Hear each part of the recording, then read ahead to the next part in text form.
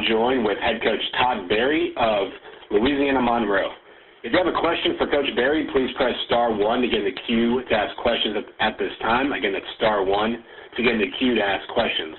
Louisiana Monroe is coming back after a 51-14 loss at Troy last week and now hosts Arkansas State this week in Monroe.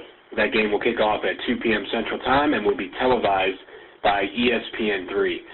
Coach Berry, before we get to questions, please give us your thoughts on last week's game against Troy and the upcoming game against Arkansas State. Surely. Really impressed with Troy. I thought they did a nice job against us. Like to see us obviously play better. Didn't play very well, I don't think, in any phase of the game.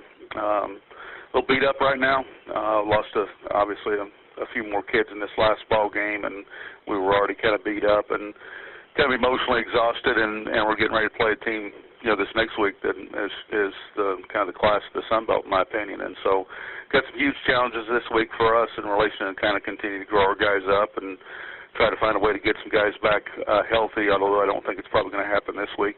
And then, keep playing away. Thank you very much, Coach. As a reminder to our members of the media, please press star 1 at this time to get in the queue to ask questions. Coach, Rashawn Caesar is a preseason all-conference nomination, and you got him back for this last game against Troy. Did you notice him add anything to the offense with his presence last week?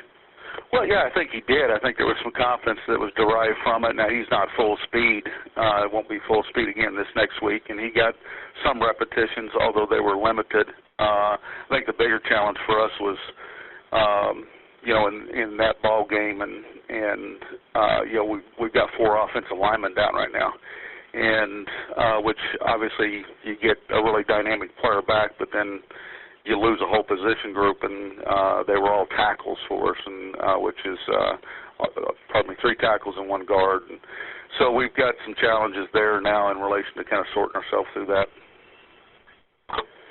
And, Coach, this is actually one of your first home games in nearly a month. I mean, how good is it to kind of finally get back to Malone Stadium and play a game against Arkansas State?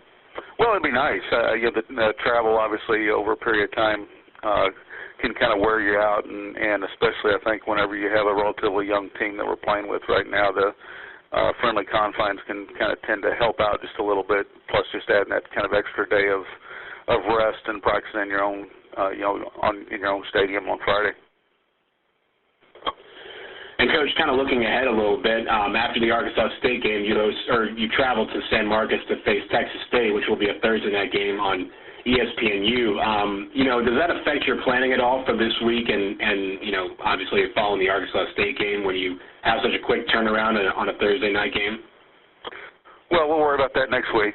Right now we've got our hands full with Arkansas State, and so we, obviously, in the summer, in the spring, you spend time trying to prepare for all of your opponents, and that way you have some plans and ideas ahead of time, and certainly on a short week, you're always going to rely a little bit back on your summer breakdowns and that type of thing a little bit more. But the reality of it is right now we need to be concerned about Arkansas State. And finally, Coach, on Arkansas State, their rushing attack is one of the best ones in the conference, led by running back Michael Gordon, but also their quarterback can run the ball as well. Do you see slowing down the running game against Arkansas State as one of the biggest keys on the defensive side of the ball that'll give you the best chance to win that game?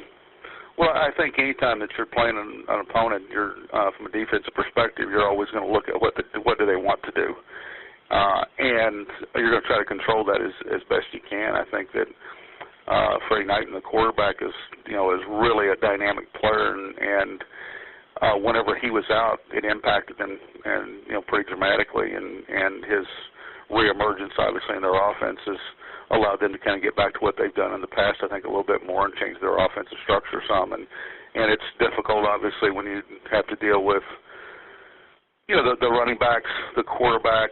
They'll get the receivers involved in the running game also, and then obviously they do a really nice job with the play-action pass off of it. So that's always a difficult setup for a defense.